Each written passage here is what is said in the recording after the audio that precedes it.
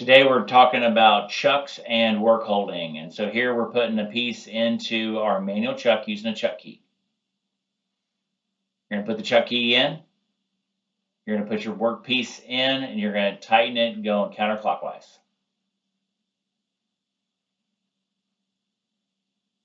Make sure you use some firm pressure holding the workpiece. Make sure it doesn't fall out when you're putting it in or taking it out. Here we're putting it all the way up against the chuck jaws.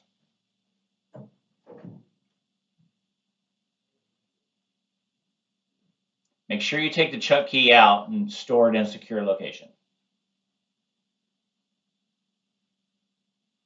Now to reverse the process, you just take and turn it counterclockwise and take it part out.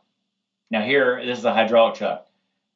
A lot of pinch points here. You want to be really careful.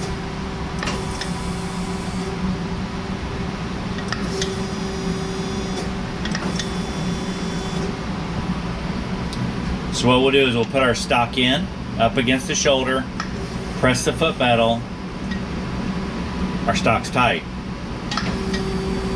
Press it again, take it out, our stock is out.